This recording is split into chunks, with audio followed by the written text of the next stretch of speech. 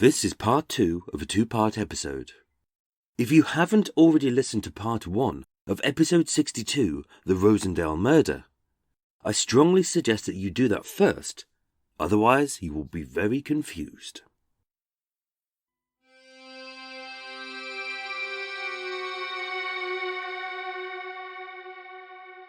Welcome to Murder Mile, a true crime podcast, an audio-guided walk featuring many of London's untold, unsolved, and long-forgotten murders, all set within London's West End.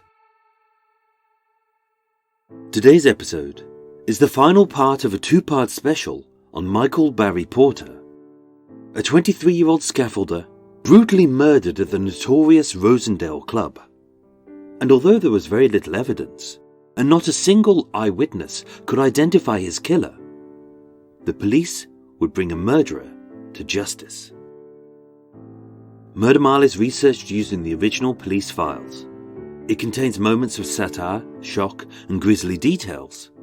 And as a dramatization of the real events, it may also feature loud and realistic sounds, so that, no matter where you listen to this podcast, you'll feel like you're actually there. My name is Michael. I am your tour guide, and this is Murder Mile. Episode 62, The Rosendale Murder, Part 2.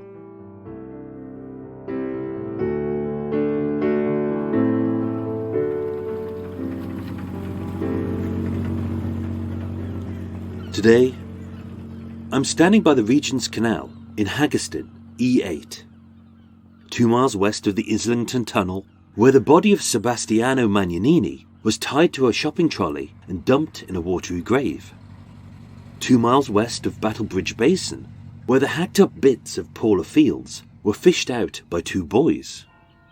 And barely a quarter of a mile east of Broadway Market, where bobbing along in the stagnant water were found the dismembered body parts of Gemma McCluskey.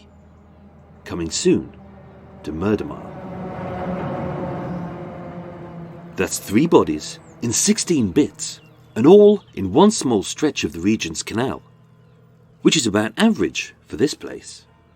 As recently, when the canal was drained, amongst the submerged detritus, like beer cans, old prams, mucky mags and fag packets, as well as pretentious trash like hummus hampers, falafel wrappers, artisan breads in the shape of Marcel Proust's arsehole, and wanky wicker baskets full of gluten-free vegan pizzas made by hairy-handed, homeless-looking, bearded hipster yetis. Beard!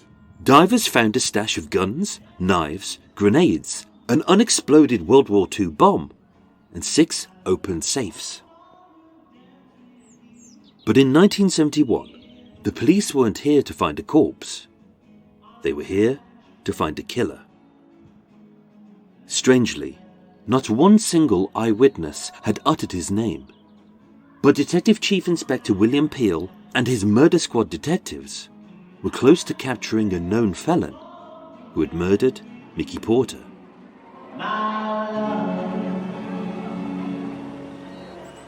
As it was here, on the Regent's Canal in Haggerston, on the 25th of October 1971, that police uncovered a key piece of evidence, which brought a killer to justice.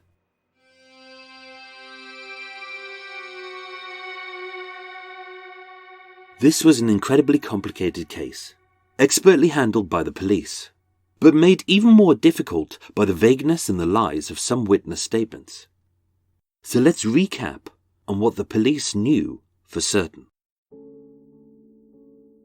On Sunday the 26th of September 1971, at 12:57 a.m., in the Rosendale Club at No. 9 Newport Place, Michael Barry Porter, known to his pals as Mickey, was stabbed in the back with a single-bladed knife, shot 3 times in the neck, back and groin with a .22 caliber pistol, and died at the bottom of the stairwell. Consisting of a small single room on one floor, the Rosendale Club was 40 feet long by 15 feet wide, 6 feet at its thinnest. It was all open plan, with seating on the outside and no hidden corners, columns or booths. The lighting was dim, the music was loud, and last orders had been called. Standing in the corner, near the kitchen, it started as a fight between 4 men. 2 were 6 feet tall, 2 were 5'8". 1 wore a maroon velvet jacket, 1 a light beige sweater, 1 a white flowered shirt, and 1 was Mickey. With 2 women, a streaked blonde and a redhead, stood nearby. For whatever reason, Mickey slashed a pale man in a maroon jacket across the left cheek with a broken glass. In retaliation, Mickey was stabbed once, slashed once, and shot 3 times. Once by the kitchen, once by the first floor landing, and twice down the stairs. Bloodstains and shell casings corroborate this, as well as 2 .22 caliber bullet fragments, which nicked the thumb of Albert Griffiths, the club's co-owner. Mickey Porter died at the scene, and his unidentified assailant fled, leaving a trail of blood. Forensics teams found 3 distinct blood groups: Type O, Type A positive, and Type A negative, on the walls, door, floor, and stairwell.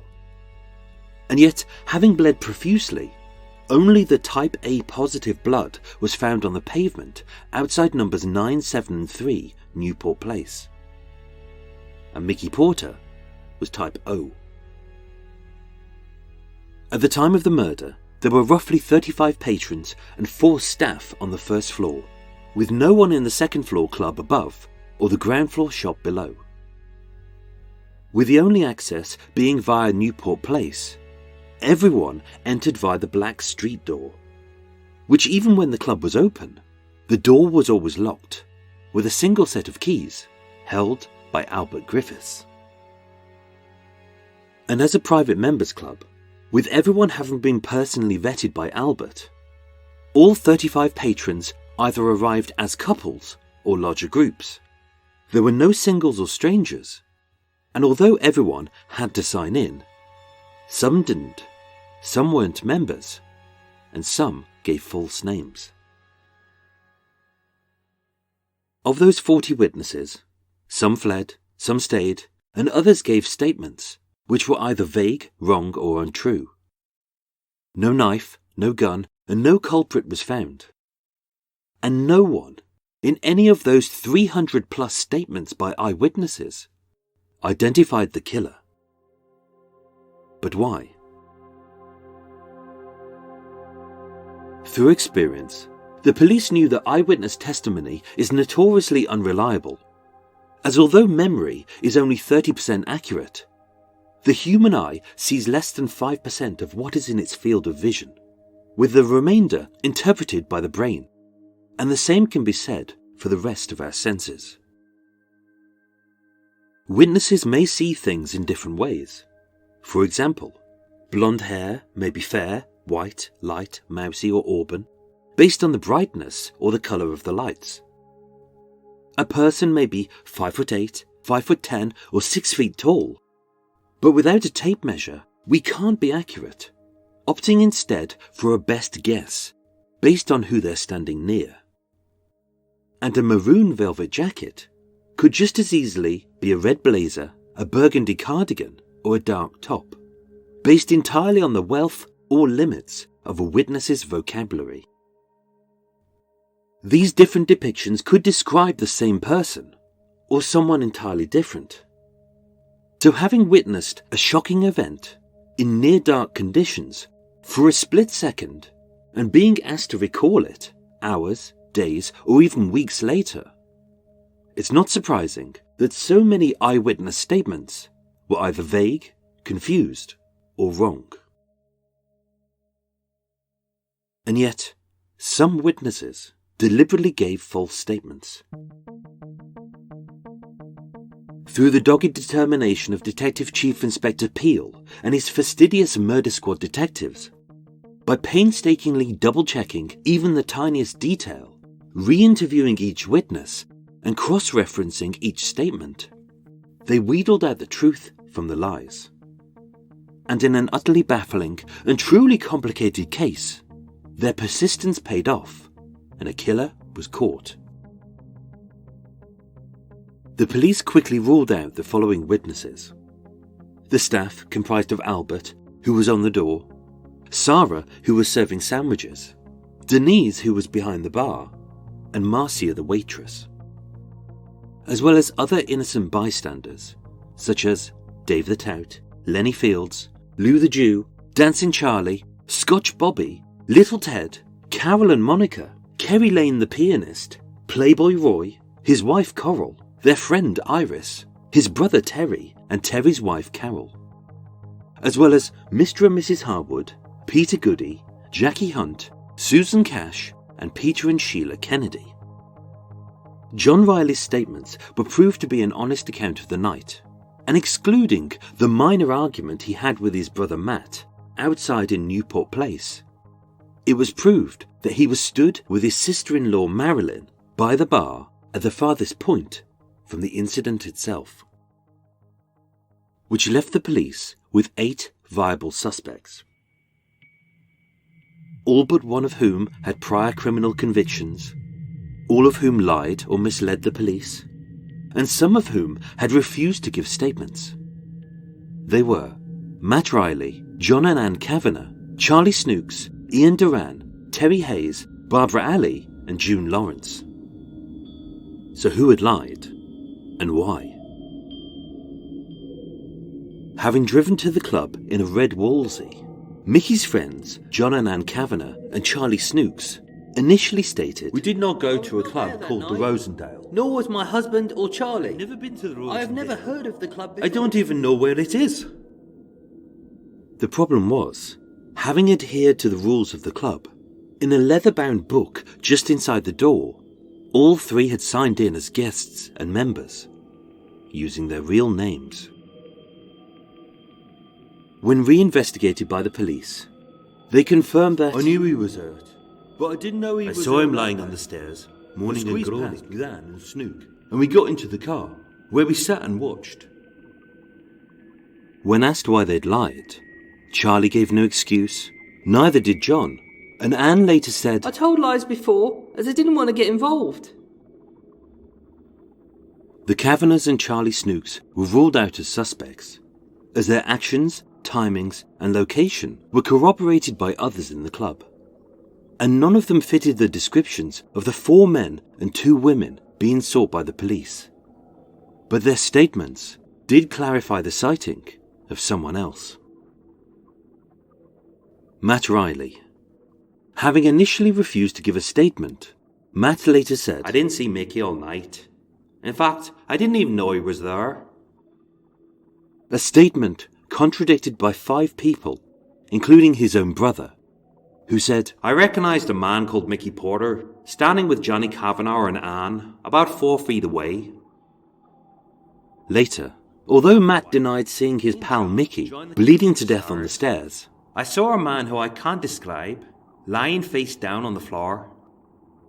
But his brother also contradicted this, saying, I saw Mickey Porter lying on the stairs. I saw his eyes were staring. Matt was with me. He said to his wife, come on, let's go. We stepped over Mickey and we left the club.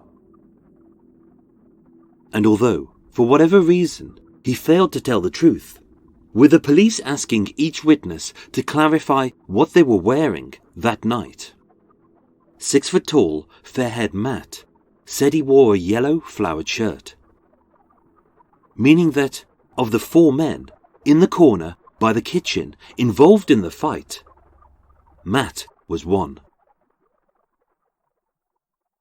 So why did he lie? Nobody knows. What the police knew was that he was unarmed, uninjured, and involved. But whether the argument with his brother just moments earlier was related to the murder itself is unknown. Outside, not in front of your wife. Leave me alone. I can stick with your family, not your friends. Others have suggested Matt was trying to broker a peace between Mickey Porter and his killer. Forget it. Have a drink. So as Matt doesn't match the description of either man, he was ruled out as a suspect, which left the police with 4 viable suspects: 2 men, and 2 women. It was a process of simple elimination based on the facts given by both the witnesses and the suspects. Barbara Alley and June Lawrence were stood by the cigarette machine, barely 3 feet from the fight, the stabbing, and the shooting. Both claimed, We went to the club by ourselves. We saw very little and left together. and that, We didn't know anyone else in the club. but the police knew that that was a lie. When questioned about the night, Barbara confirmed she wore a mauve jumper, a pink miniskirt, and had blonde streaked hair. And June was a redhead wearing a white woolen jumper, blue hot pants, and grey knee-length boots, which perfectly fit the description of the women seen fleeing the club, which left just 2 men. Both described as 5'8" and early 20s. One wore a light dog's tooth pattern shirt, and what was described as a light beige sweater, and one was a pale man in a maroon velvet jacket, who bled profusely from a stab wound to the left cheek, and both were missing. And although one of the wanted men signed into the members' book as Davies, which the police knew was not his real name, the other signed in as Terry Haynes, which was. And as a 5'8", fair-haired, 18-year-old plumber's mate who dressed in a snazzy yellow shirt with a dog's tooth pattern, Terry was also one of the 4 men. Which left the police with one viable suspect. But with Barbara and June unwilling to talk, Terry having fled, and the suspect's type A positive blood splattered inside the club, outside numbers 9, 7 and 3 Newport Place, on a broken wine glass which Mickey had used to slash open his left cheek, and on the clothing of the murder victim himself. As his name was barely mentioned in any witness statement, the police knew him only as Mr. Jennings. Only his name wasn't Mr. Jennings, or even Davies. It was Ian Duran. A 22-year-old 5'8" second-hand car dealer, dressed in a maroon velvet jacket, black trousers and polo neck, colours which accentuated his pale and profusely bleeding complexion, who had arrived and left with Terry Haynes, his cousin, Barbara Alley and June Lawrence, his half-sisters, and as a known felon who was dangerous, violent, easily riled, and armed with a .22 caliber gun. Now he was on the run.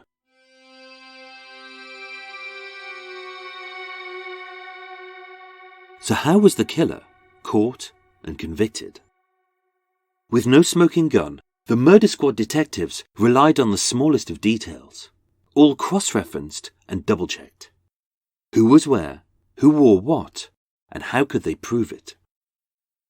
What follows is the most accurate account of what happened that night.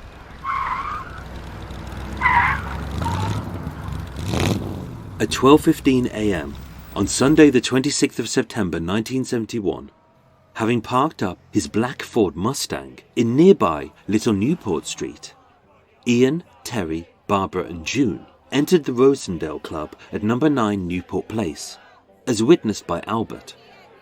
And although Ian signed in as Davies, the others signed in as themselves. It was an ordinary night, and the foursome were out for fun, but being described by the police as ruthless, paranoid, and volatile. Even on a nice night out, Ian was carrying a gun. As a child of below-average intelligence, Ian Duran was wild, angry, and uncontrollable. Expelled from school once, sent to Borstal twice, and raised amongst a family of petty thieves, Ian was convicted of shoplifting, age 13, car theft, age 15, and burglary, age 16, with 11 convictions by the age of 23, including a firearms offence. For half of his life, he had been a criminal, and he was only 23. Unable to hold down a steady job, Ian dreamed of being an infamous gangster who was respected and feared. Living the fast life with snazzy clothes, sports cars, easy money, and armed with a .22 caliber Italian Beretta. It was pure coincidence that Mickey Porter and Ian Duran were both in the Rosendale that night. And as a tiny one-roomed club, with nowhere to hide, being too proud to leave and too arrogant to back down, it is believed that Matt unsuccessfully tried to broker a peace between the two fuming men. At 12:50 a.m. Let's do this! With tempers Leave rising, me alone. I can handle it. and keen to keep his baby brother out of trouble, Stick with your family, not your friends. Matt and John Riley were ushered outside by Albert into Newport Place to settle their differences. But with the club's patrons distracted by the siblings' standoff, although June heard Mickey say to Ian, Forget it. Have a drink. what happened during those crucial few moments will never be known. Was it sparked by a look, a word, or a mistimed nudge? Or, being drunk, angry, and paranoid, did Ian Duran simply misinterpret the well-meaning offer of a friendly drink from Mickey Porter, a man who many described as a flash git who rubbed people up the wrong way and had the scars to prove it? At 12:57 a.m., with the last drinks served, the pianist wrapping up, the patrons picking up their coats, and Sarah serving the final sarnies, from across the bar, Mickey Porter dashed, broken glass in hand, yelling, You can have it now, you c***! his scream muffled by loud music, hubbub, and hijinks. Clutching the sharp shard in his balled-up fist, Mickey slashed Ian across the left cheek, missing his eye by half an inch, and, cutting to the bone, he split open a 2-inch gash, which bled a rapid stream of type A rhesus-positive blood down Ian's pale face onto his maroon velvet jacket. Situated in a tight dark corner, farthest from the bar and the piano, where, singing the last song, most eyes were facing, much of the action was obscured by Mickey's back, but seen in full by Barbara and June. Seething at his assailant, from his waistband, Ian pulled a loaded .22 caliber Italian Beretta, wildly fired off an unaimed single shot from hip height, hitting Mickey to the left of his groin, splitting his pelvis, and embedded the bullet in his left thigh, as the crotch of his fawn corduroy trousers ran red. And as the spent .22 caliber shell ejected, landing underneath a nearby stool, although the hubbub in the busy club slowly subdued, with the bang being muffled by sweaty bodies and soft furnishings, most witnesses were unsure what they actually heard, whether a firework, a cap gun, or a champagne cork. Shot once, still standing, with the pain masked by 13 whiskies, and a bloodied and furious Ian Duran raising his Beretta once more, Mickey Porter tried to flee, but his path was blocked by Terry Haynes. Terry would state, I saw a man charging at me with a broken glass in his hand. It was Porter. He was like a wild man. I had a penknife in my pocket. I opened it up, pushed my arm out, and ducked my head. implying it was self-defense.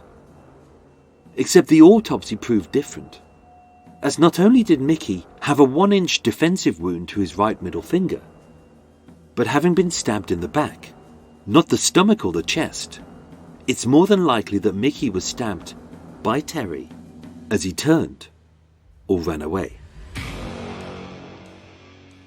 Seeing Mickey flee, Ian fired again, caring not a jot if he shot an innocent, as the second bullet narrowly missed his half-sisters, Barbara and June, and his cousin Terry.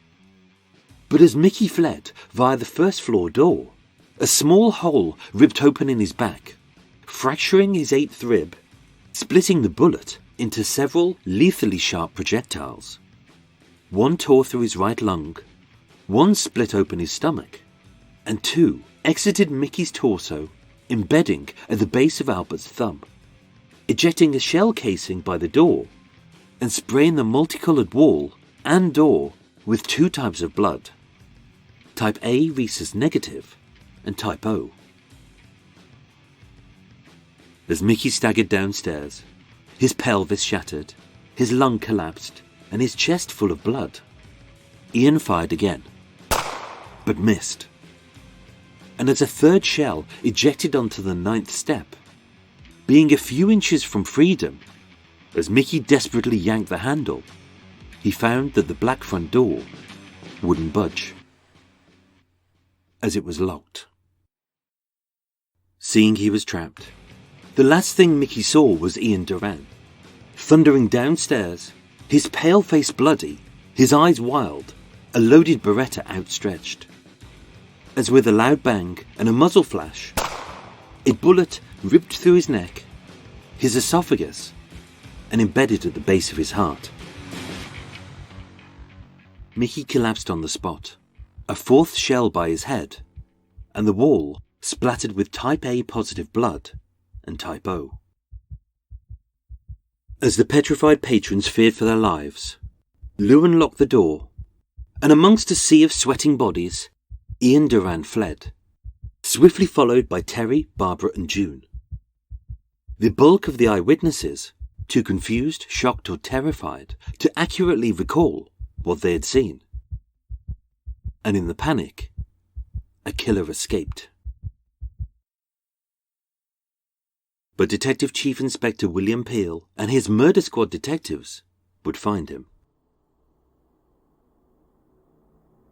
Dashing down Newport Place, Ian profusely bled his type A rhesus positive blood along the pavement outside numbers 9, 7 and 3, and having parked up in Little Newport Street at the back of Leicester Square, he dived into his black Ford Mustang, Terry in the front seat, Barbara and June in the back, as witnessed by Charles Harwood, who exclaimed to his wife Winifred, "Look at that man sitting there in his car with his face all bleeding. How can he drive like that, with a handkerchief to his face?" As the car sped away, Barbara saw Terry wiping blood off a knife with a hanky, which she described as a small single-edged blade with a coat of arms on it, the kind you would buy at a seaside town.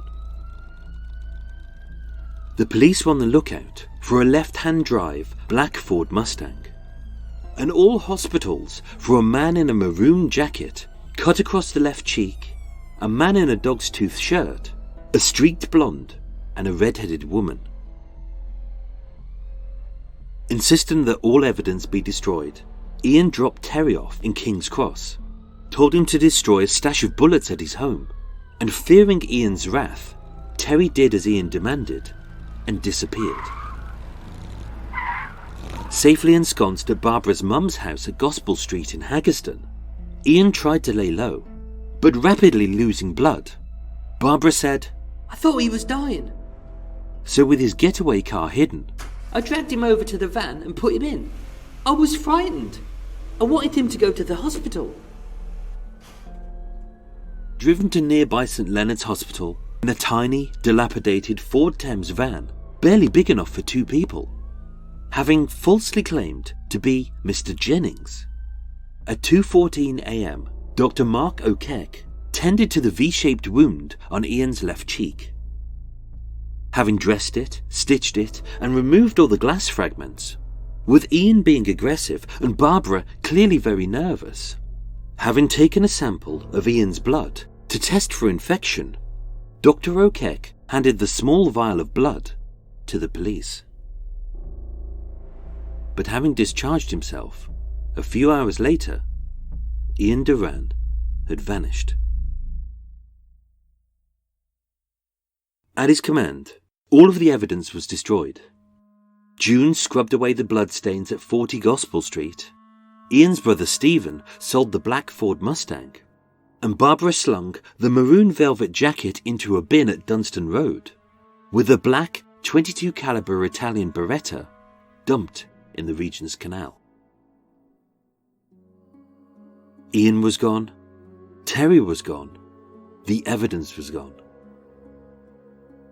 but fear can be a powerful motivator. It can make people do stupid and highly illegal things.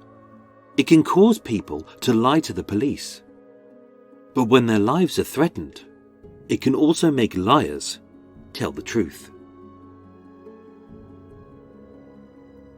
On Monday the 27th of September 1971, the day after Ian had vanished, Barbara handed an envelope to her trusted pal, Teresa Bromley.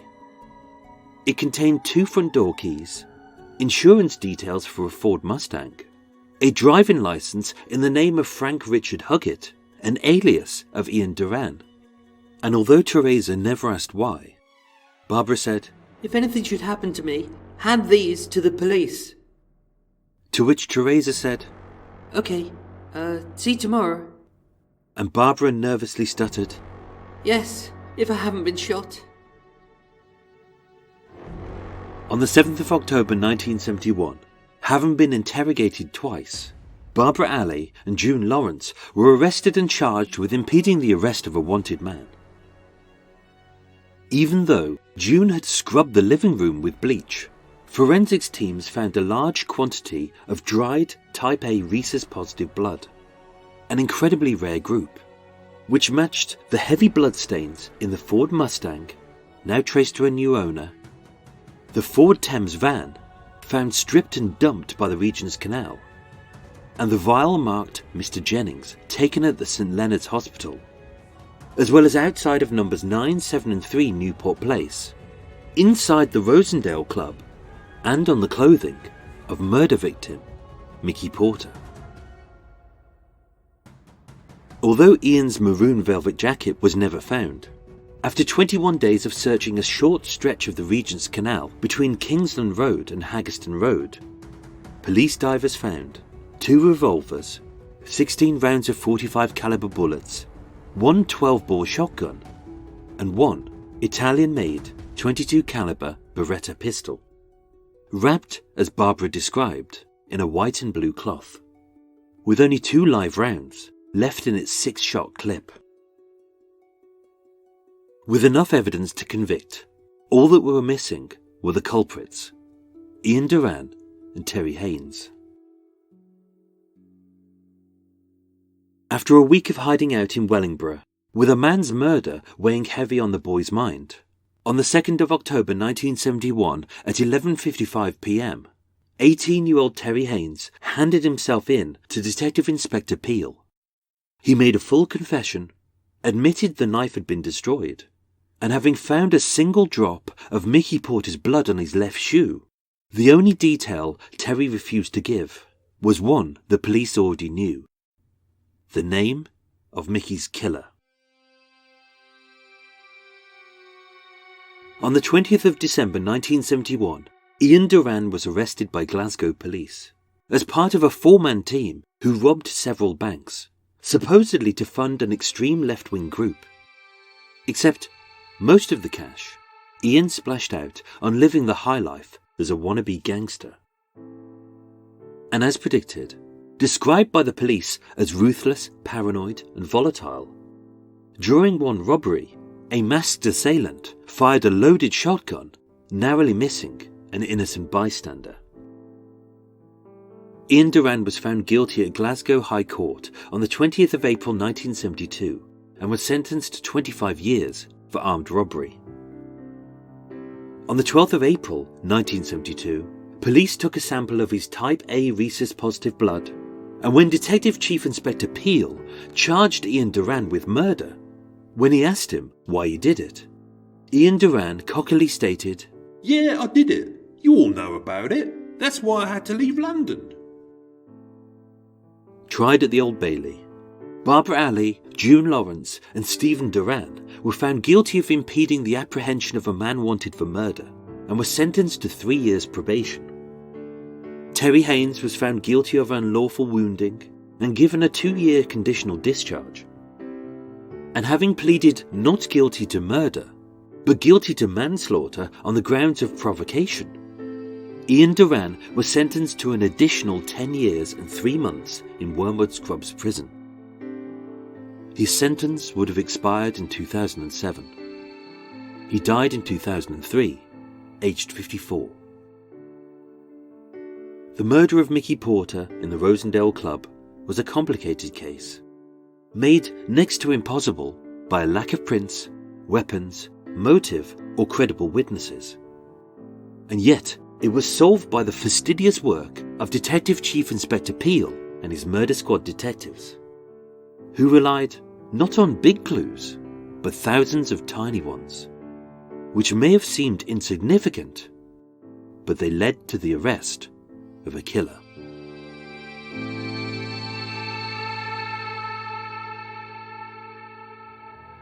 Ladies and gentlemen, thank you so much for listening to Murder Mile. And don't forget, if you're a Murky Miler, to stay tuned after the break for more goodies. A huge thank you goes out to my new Patreon supporters, who are Simon Lewis and Vicky with 2 eyes. And a thank you to everyone who has been on my Murder Mile walk recently. It's lovely to meet listeners in person and to get a chance to show you murder sites which you will only ever hear about on the podcast or on the tour. Murder Mile was researched, written and performed by myself, with the main musical themes written and performed by Eric Stein and John Books of Cult with No Name. Thank you for listening, and sleep well.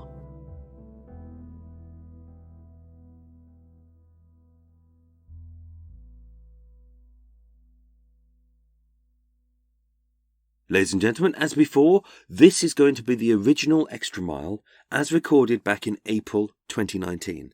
It's now June 2019 at the moment. The reason why I played these, reason why I'm going to be playing you this Extra Mile is because it gives you all the original context and everything that you wanted from this episode. This kind of clears up a lot of the bits and pieces that were missing in the episode and things that need clarifying. So this is going to be the original Extra Mile. It's really interesting. It's really good. But it may contain a couple of things that have changed since, because you know me, I have a tendency to change my mind. Anyway, this is the original Extra Mile for this episode. Enjoy it. Oh. It's Extra Mile time, it's Extra Mile time, la la la la. Just going to open up all the windows, need to get some fresh air in. Oh, that was a hot one, that was a tiring one, folks. Hang on, gotta unlock the windows, unlock the doors, there we go. Oh, fresh air, that's nice. Oh, it's a hot day today, it's 28 degrees today. It's a bit hot, and I'm inside here, everyone's outside having fun.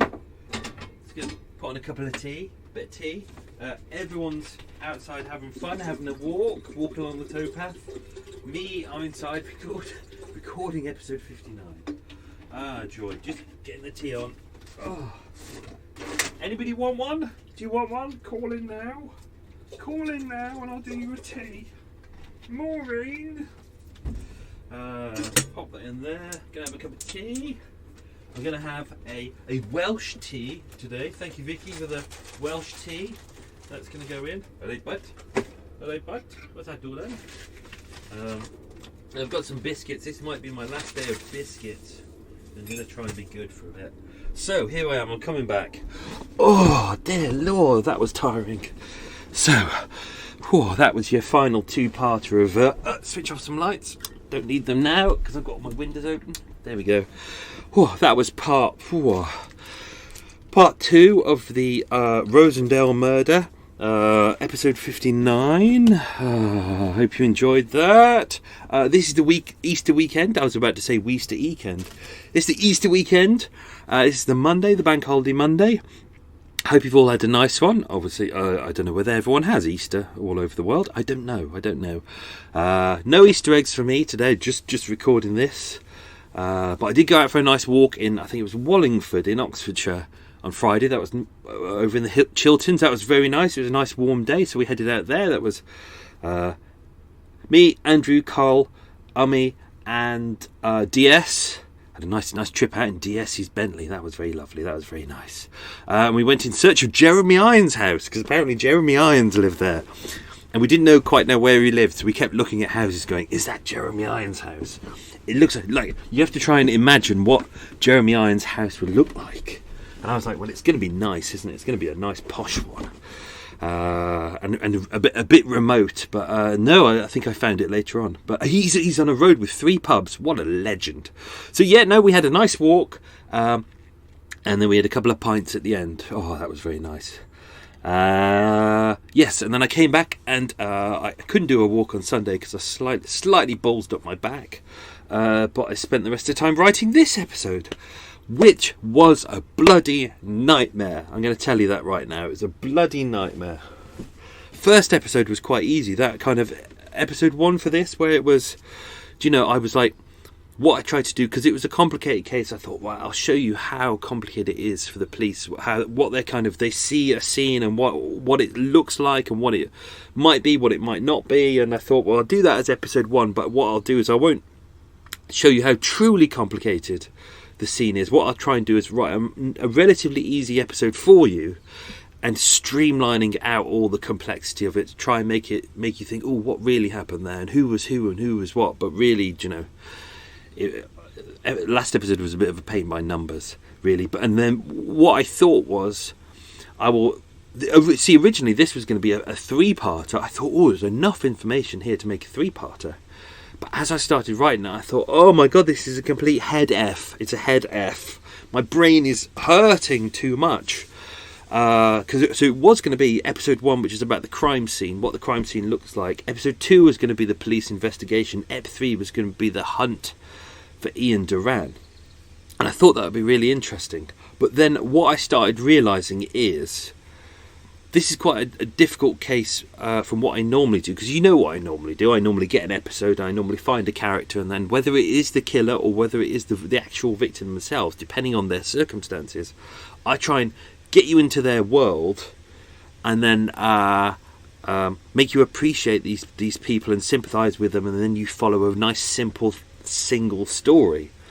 But this has got multiple characters, multiple perspectives, and also it was really difficult because none of the characters you can sympathise with. And this is what I really struggled with. Like, I've written this episode about 5 or 6 times now, and I've had to keep restarting.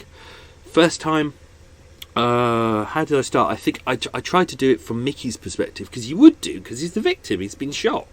But Mickey's is described by most people as a bit flash, a bit of a git. He rubs people up the wrong way. He's not particularly sympathetic. There's nothing about him that made me go, oh, I feel sorry that he's dead. He was dead. I added in some stuff earlier on about that his mum had to go and find him. But even with that, it's still like, it was a bit meh. So then I thought, let's try and write it from maybe Ian's perspective, Ian Duran. I'll go through some details later on, his biog. I thought, let's do what I sometimes do, which is you do a biog of his history. Kettle's about to go. Oh. What was that? Sorry, something fell out then. Not out of me. There we go. I thought the microphone fell out of the laptop, which wouldn't be good halfway through a recording. No, so I did a lot of research on Ian Duran's background, and I thought it might be interesting to kind of do it as a kind of, because no one starts out as a criminal. You don't wake up in the morning but you're not born as a baby. You pop out of your mummy's tum tum and you go, you know what, I'm going to be a criminal. It kind of, it is the whole nature nurture thing. His family. His father was a criminal record. I didn't know much about his mum. His half sisters and his brother have criminal records. They're all, but it's all petty thievery, really. So, and I was looking into his life and thinking, just working class family, kind of go that angle. But even with that, I really couldn't sympathise with him at all. I thought, I really don't give a shit at all about his life. He's a wannabe gangster, and he's a bit pathetic. So then I thought maybe write it about Albert's story. So I wrote it as Albert's story. Albert, who owns the club.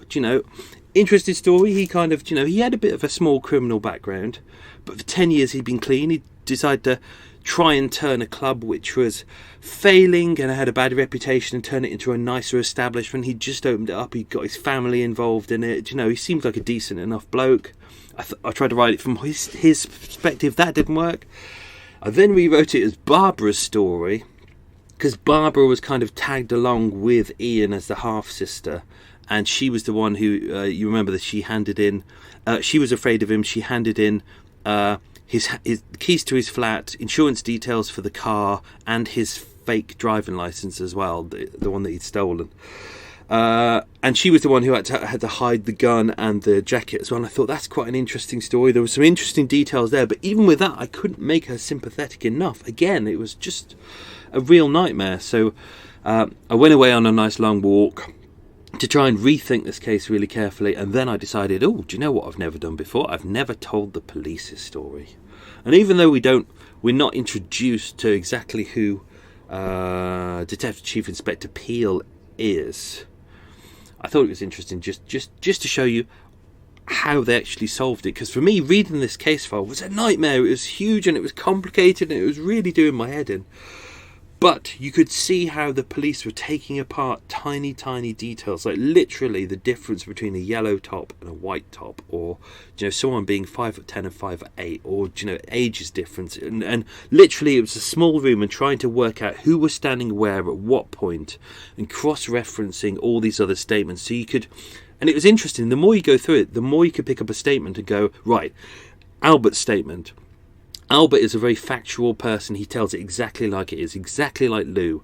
Their statements, everything matches, and it matches a lot of the truth of the other people's statements. Whereas you started getting statements from Ian or Barbara or June, or you could tell that they were lying right off. So they were really good statements.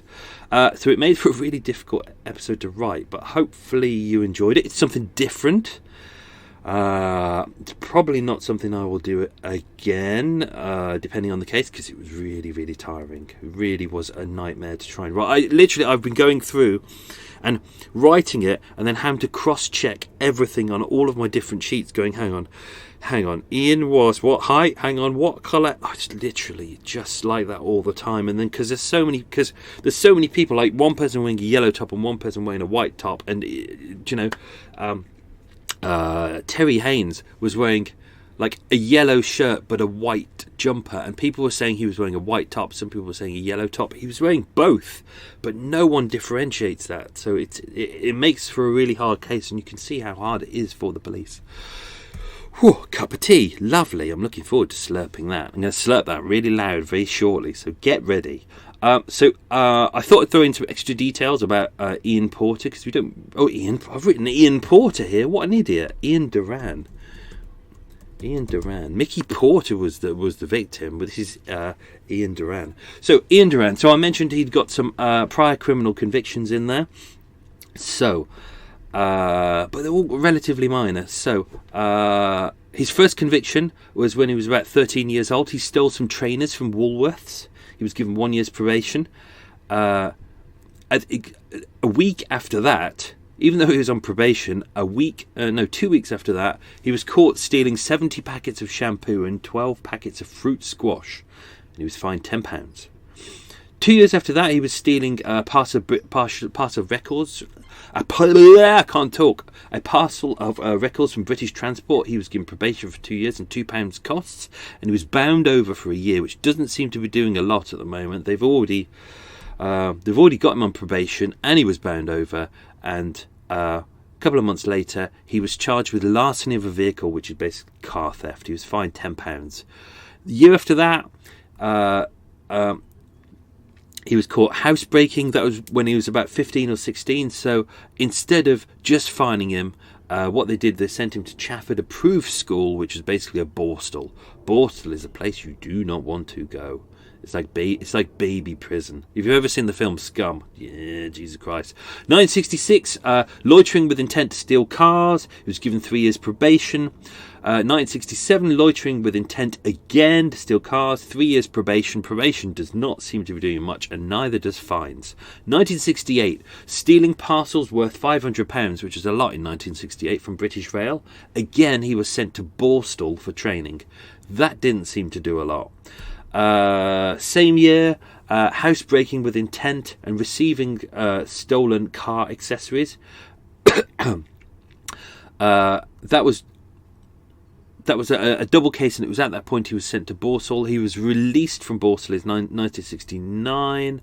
The year after that was when he was charged with possession of a loaded air weapon in a public place. He was given a conditional discharge for 12 years. That was the offence at the Phoenix Club. 1970, handling a stolen motor vehicle. He was fined £50. And then, obviously, is you've obviously got the murder, but then, because he was charged with that afterwards. In March 1973 at Glasgow High Court, as mentioned, he was charged with 5 counts. So it was assault to the danger of life and robbery, assault and robbery, that was 3 charges, assault, theft of motor vehicles, that's 6 charges, and contravention of the firearms offence. So of those first charges, those first offences, he was charged with 25 years in prison, and the final 5 charges, he was given an extra 3 years to be served concurrently. Phew, that was a lot. I've got some details here about what he did as a job. You know, he worked for a couple of years as a van boy over on Wharfdale Road in King's Cross. He was dismissed for bad timekeeping. He worked as a labourer for a bit on St John's Way. That's over in N19. That's North London. He left of his own accord. He tried to work as a self-employed painter for a bit. That's what he says he was, but it didn't really work. At that point, he was released from Borstal, and then he decided to work for his dad for a little while, working as a second-hand car dealer. But this didn't work because he basically wanted a lot of money, and he didn't want to have to do a lot of work for it, which is what criminals do. They don't like hard work. The Ford Mustang. This was the car that was mentioned in there. You remember in the first episode there were 3 cars. There was the red Wolsey, the white Mini Clubman, and there was another one as well. I can't remember what it was now. It turned out that even though the police photographed those cars, they didn't actually. They kind of helped prove some of the story, but they weren't essential to the plot. The one that was important was the black Ford Mustang, which was actually parked on a road just to the side of Newport Place. It had been sold. It had been resprayed by that point, but the police still picked it up. It wasn't difficult to find. It was a US import, left-hand drive, black Ford Mustang. It's 1970. That, you know, there's not a lot of them on the road. There's not a lot of them on the road today, to be honest. When the police found it, there was blood staining on the driver's seat, left-hand side, the carpet, the seat belt, and on the transmission, and on the driver's door, and on the steering wheel, and all of the blood matched Ian Duran. This is what made the case really difficult for me. As I was going through the file, they kept saying the blood matches Jennings, and I was like, who the fuck is Jennings? What is going on? Who is Jennings? It's like, because I hadn't got to that point in the story yet, because the file is a mess. It's all over the shop, and at the start they kept saying Jennings. So I'd write down Jennings, then I'd go through a list of all the people in the club, and no one was called Jennings. I was like, who the hell is Jennings? And it was only later on did I find out that Jennings is Ian Duran, which made it really, really annoying. So Monday the 4th of October 1971, Stephen Duran, who's Ian's brother, and William McPherson. I've removed William from this story because it complicates the matters, but William McPherson was one of the armed robbers who Ian was involved in Scotland, in Glasgow. He knew him anyway. They went to Nash Motors, a 47 High Road in Tottenham, where Ian had purchased the car about a month before for 850 quid, and had attempted to sell it there for 600. Henry Thomas Holloway, I can barely say those words. Henry Thomas Holloway, sales manager, was suspicious. He said he needed to check the hire purchase information on the car and that they should return the next day. Holloway told his employer, who contacted the police, who told him that they were searching for that car. Holloway declined to purchase the car, but police were able to keep tabs on it. The car was ultimately sold to R-Bags Autos for 500 quid. And on Saturday the 18th of October, police took possession of the car, examined it, and they found all the heavy bloodstains, which was great. Now, the police were obviously searching for Ian Duran by this point. They knew that he was a ruthless man. He had a complete disregard for other people, and the murder squad needed to track him down before anyone else was killed. as we saw with one of the bank robberies he did in Scotland, he had a loaded shotgun. He didn't need to use it at all, but he on 2 occasions he discharged his shotgun in the bank. He didn't need to do that at all, and one time he narrowly missed a bank teller with his gun. So he was a really dangerous man, needed to be kept off the streets. The police knew that he had relatives on Caledonian Road. Caledonian Road is a road right at the back of the Islington Tunnel, where Sebastiano Magnanini was found, back of King's Cross Station. Armed police searched various properties known to be associated with Ian Duran, but there was no joy. They received information that he was associated with a series of armed robberies, and that he had connections to Glasgow. These kind of little bits of information that were filtering in. On the 18th of October 1971, so that's about 3 weeks after the murder, police discovered that Stephen Duran, his brother, had sold the car. And they charged his brother with helping his brother escape, who was obviously a wanted man. Stephen Duran denied this. He admitted that he had transported Ian Duran in his car on 2 occasions after the murder. But he, at this point, he even claimed that the Ford Mustang was his, which we know was entirely wrong. What the police did was they questioned Ian Duran. They arrested him and then they released him, and they deliberately shadowed him. Stephen Duran actually led the police to a small farmhouse. They actually don't say where the farmhouse is. I believe it was in Hertfordshire, if I remember correctly. But when they got there, Duran wasn't there. But there's evidence that he had been there at some point. Obviously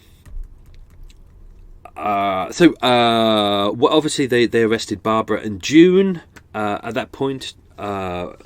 Not too long before, years around that point. I'm confusing myself at this point. So when they went to 40 Gospel Road, which was Barbara's mum's house, they took possession of a blood-stained cushion. Obviously, she tried to clear up. She hadn't done a very good job at all. She'd done really bad. If you look on my website, or hopefully on social media, I'll put all the crime scene photos on there. And what they did was they moved basically a table with a phone on it, and you can see it's just dripping with blood. She'd entirely missed that, and I think it was a white wallpaper as well. So either she was nervous and she hadn't done it properly, or she's just crap at cleaning up blood. On that same day, Barbara Ali took the police to go and find the jacket, which was meant to be in a bin on Dunstan Road. The flat's just around the corner. That had gone. Obviously, this was like a couple of weeks later. So obviously the bin men had come along, and she pointed out the location in the canal. She also took the police to Regent's Row. Now, I didn't put this in the story. I found this kind of interesting, but obviously because they'd got... my ear's hurting. I've had earache for 2 days. That hurts. Obviously, they needed to hide the black Ford Mustang because it's like a really obvious car. It's a left-hand drive American import black Ford Mustang. It's like, there's not a lot of them in the United Kingdom, especially in 1970. So they need to get it off the road. They hid it. They didn't actually hide it too well. They hid it in front of some garages. But unfortunately, a guy, and I haven't got his details here, I think his name was Arthur, he couldn't, the garages, the car was blocking his garage, and he couldn't get his car out, so he notified the police and gave like all the details. Now, by that point, they'd moved the car elsewhere. Stephen Duran, his brother, had actually sold it by that point, but they knew that's where the car was, roughly. They gave them a really good location. Barbara and Ian couldn't use that car because they needed to get rid of it to get him to the hospital, so they used the Thames van. I've put some pictures online. It is tiny. It is absolutely tiny. It's like a clown car. It's ridiculous. This is one of the reasons why I wanted to do a story about the escape and really go into details, because it's just so ridiculous. But I didn't feel that this episode really warranted 3 episodes. I thought 2 had pretty much covered it. So she took him to the hospital. That was all fine. She came back. Barbara Ali wanted to get rid of the jacket and the gun. She was nervous. She was trying to find a place to dump the gun. The van broke down on Regent's Row. And when she went back to show the police where the van was, someone had entirely stripped it. Literally, they'd nicked. It's Hackney. What do you expect? Someone had stripped it. There was no wheels. Parts of the engine had gone. The seats had gone. It was really badly damaged. There were no windows, but there was still blood on the bonnet of the car and on the floor on the offside driver's passenger seat, which is where Ian would have sat. And in the back, there were 3 bloodied rags.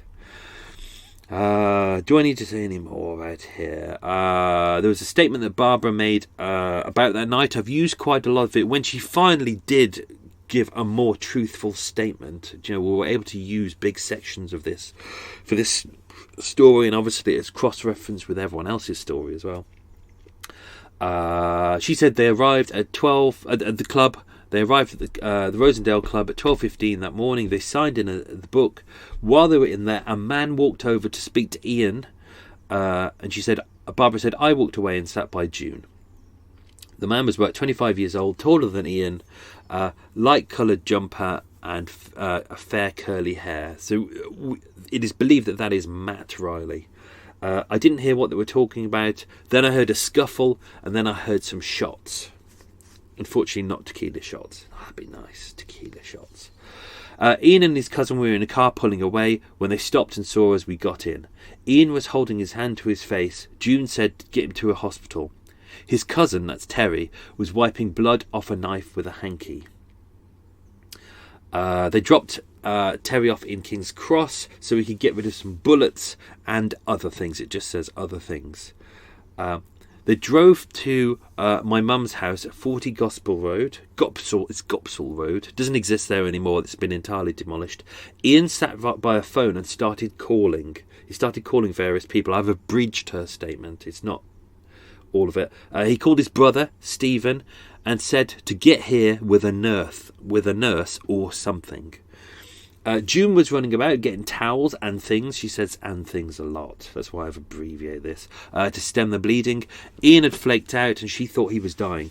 I dragged him over to the van and put him in as I was frightened and I wanted him to go to hospital. I then took the gun, which was wrapped up, and the coat, which was wrapped up in paper. I drove round for half an hour. I was frightened. I drove near the canal and backed into a post and the van stopped. I got out. I walked from the van to Queensbridge Road and threw the gun in the canal. I then walked back into a big block of flats, which is at Dunstan Road, and threw the jacket in a big dustbin. So that was her part of her statement. It went on longer, but I didn't record all of it. Obviously, there was a search for Terry Haynes. I was going to do this as a big section as well, but you've got to get the tone right, and I didn't feel the tone, the kind of a slightly silly tone, didn't really suit the story. So the search for Terry Haynes. Terry Haynes had been hiding in Wellingborough, which is in Hertfordshire, not the Northamptonshire one. He'd been there for about a week, and through a third party, he let Detective Chief Inspector Peel know that he wanted to give himself up, which he did on the 2nd of October, so that is less than a week after the murder. And he made a full confession and was, it says here he was charged with murder, but he wasn't charged. Well, he was initially charged with murder, but then they got it down from GBH to unlawful wounding. Charles Stray, who was an old family friend who used to live near the Haynes family in London and stayed in touch with them, Terry used to visit him very often, and Charles said he felt very sorry for him because Terry's parents had separated, so Charles would often take him in. On Monday the 27th of September 1971, so that's the day after, 2 days, well, basically 1 day after the murder, Charles returned home. I won't say where his address was, in Queensway in Wellingborough. Haynes said he had a few days off work and Charles invited him to stay and he stayed until the Friday. Terry had no luggage. He spent most of the time watching TV and didn't do very much. He only had one set of clothes. On the Friday at 8:15 a.m, Charles took him to the local train station. It was about a 20-minute visit. They were waiting in the car. Terry Haynes turned and said, "Charlie, I'm in some trouble. I was at that club where Porter was shot." Charles had been reading about the shooting in the papers that week. Terry said, "I saw Porter go over and glass a fellow at the counter, and then there was a general skirmish and some shooting, and then I ran out."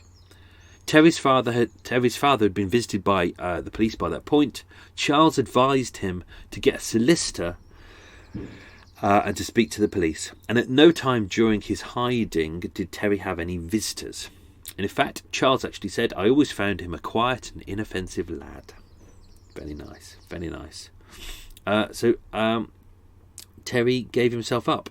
When he was arrested, Detective Chief Inspector Peel said to him, this was on Sunday the 3rd of October, said to him, "I have reason to believe that you were with Ian Duran, your cousin, and 2 girls in the Rosendale Club on Sunday the 26th of September 1971 at about 1 a.m.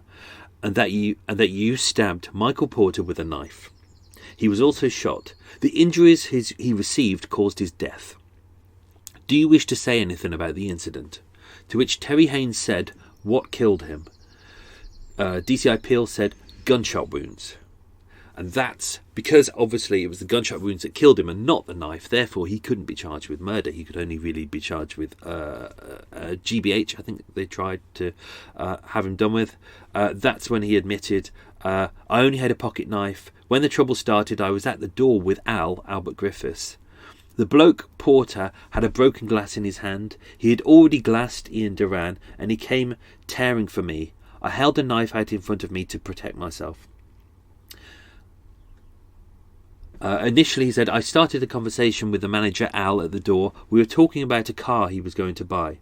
I saw the bloke Porter with another fella I don't know, walking towards the corner where the kitchen is. The next thing I know, Porter had a broken glass in his hand and is waving it about. I saw somebody go on the floor." This is the extract that we used.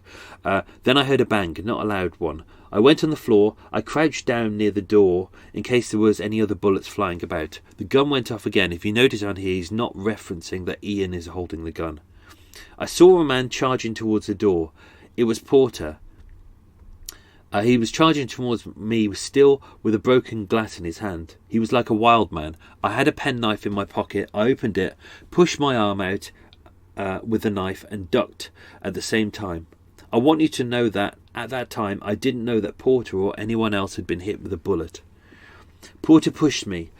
I knew I had tussled with him and gripped him round the waist. He ran through the door." Although there's no evidence that you actually gripped him round the waist, because he didn't. Porter had been shot in the groin by that point, and there was no blood at groin height on Terry Haynes. At this point, even though he was given a statement, you could tell that he was frightened, and he does mention that he's frightened of Ian Duran, because he deliberately tries to not reference that he references that Ian Duran is there, but he deliberately tries to hide that reference. So, Terry Haynes claimed that he saw a crowd of people on the street after the murder. One of those was my cousin Ian, who I went into the club with, but I hadn't seen him since he went in the club with me and brought me my first drink. I came out of the club and saw a man injured who was bleeding heavily from a cut to the head. The injured bloke, which is obviously Ian, his cousin, but he doesn't mention that at all, I gave him a hanky and went over to his car. 2 girls, who's his Ian's half sisters, who obviously will be related to Terry as well. 2 girls was behind us, and we all got into the car together, which is interesting. Why would you get into a car of a stranger who is bleeding? The injured bloke drove off. The knife was still in my pocket. I pulled it out and wiped the blood off. I got out of King's Cross. It was at this point that the police, DCI Peel and DS Dick, who was one of the lead investigators as well, said, "Who were the people in the car with you?" And Haynes said, "I don't want to mention that because I'm frightened." There's quite a few things in this story that I've deliberately taken out as well, because it was a long story and it's really confusing. And it was confusing enough without adding in some extra people. So, when Ian Duran got to Barbara's house at 40 Gopsall Street in Haggerston, obviously he got on the phone, and because he was bleeding profusely, he didn't feel he could go to a hospital, but he needed a nurse. And there was a nurse who they kind of knew of, who was called Carmel Mcguire. And she lived not too far away in Hornsey Lane.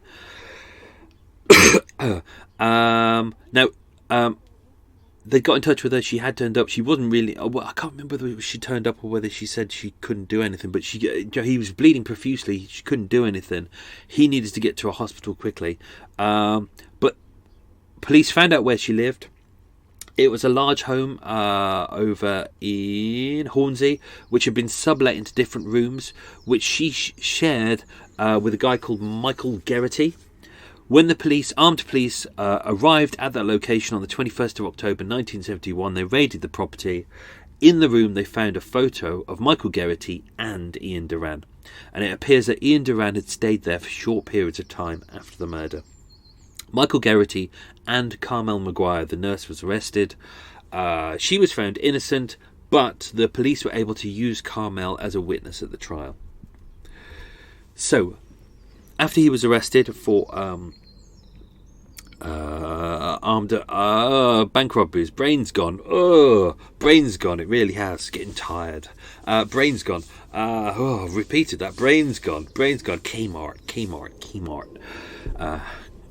On the 21st of December 1971, obviously, the police arrested Ian Duran, and Ian Duran was able to make a statement, which I will read to you now. I didn't really use it in the story because we'd already covered most of it. But Ian Duran's statement was, on Saturday night in September, I was with Terry, my cousin, and we met a couple of birds in the Phoenix Club. Those birds appear to be his half-sisters. We had a drink and decided to go up west to have a drink in the Rosendale club. We all went in my motor. We went to the club, went in, ordered a drink. A fella called me outside to the landing and told me that a geezer called Porter, who had the needle to me, was in the club. But if I kept quiet, boat going past. But if I kept quiet, there wouldn't be any trouble. I told this fella, I don't know his name, but I knew he was a friend of Mick Porter. Oh, boat banging as the other boat went past. That I didn't want trouble. I only wanted a drink. We went back into the club room. I was still talking to him by the fag machine when Porter jabbed me in the face with a glass. I went back, staggering. I had a small gun like a starting pistol in my pocket. Without thinking, I pulled it out and fired at Porter a few times.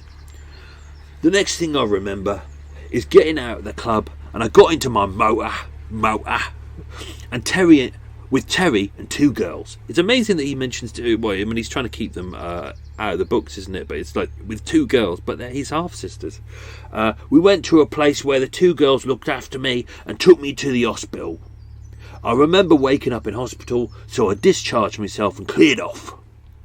I don't want to say any more about this, except that if Porter hadn't come at me with the glass, there wouldn't have been a shooting. He had his shooter. He came at me with a shooter. So you can tell just by reading that twaddle that he's desperate to be a gangster. Oh, me want to be a gangster. Me is gangster in it. Prick. So there we go. You can see why I couldn't write it from his perspective, because it's just like, what a numpty. Anyway, that is it. I hope you enjoyed that two-parter on the Rosendale murder. That was interesting. I really thought that would be a very, very small story just about one guy shooting another, but it actually spiraled into something a lot bigger, which is quite interesting. So I hope you enjoyed that. Next week we're going to come back with a nice simple case. I'm going to pick one. I've researched loads, but I'm going to pick one that is just nice and simple. We'll go back to old style Murder Mile. And what am I doing? I'm off to Asda now. If it's open, off to Asda. It's Bank Holiday Monday. It's probably shut. I'm going to make myself a curry. A nice curry. Ooh. There's loads of good Asian places around here. I'm moored up in a place, and there's one road just around the corner, which is like.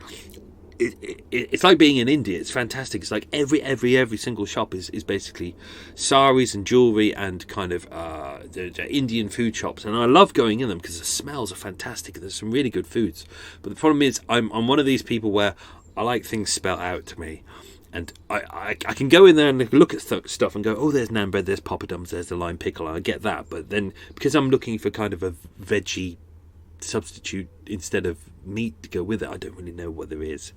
So yesterday I walked in, I had a good shop around, I bought nothing. So I'm going to get some curry stuff from over there, but I'm going to get my veggie stuff from the Asdas. I'm going to go up the Asdas. And then I'm going to come back, then going to edit this, and then there might be some beers down the pub later on. I hope so. That'd be nice, some cheeky beers. And then I'm going to move the boat tomorrow. Be a nice day, and then it gets shitty for the rest of the week. So, that was exhausting. I hope you enjoyed that. That was Murder Mile, and it was also Extra Mile. As you can tell, we're back on track. More Murder Mile single part episodes. I think I've got like 10 or 15 booked in now, which I've researched. So they're booked in.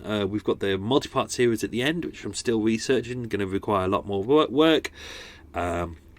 If we need to throw in a break, I will probably throw in some mini mile. I think because they're not too bad. I could do those in about 2.5 days, which gives me a couple of days to kind of relax and do some research and things like that. But that's all good. So, end of the episode. Hope you all enjoyed it. I'm still recording. That's good. Hope you all enjoyed it. And I will... don't know how to end this. Hear from you soon. See you soon. Etc. You won't see me unless you're on my walks. I won't see you unless you're on my walk. We won't hear each other unless you call me up. But do you know what? I rarely pick up my phone. You know I exist. I know you exist. That's all good. Let's hope we exist next week. Have a lovely day. Tatty bye. Bye.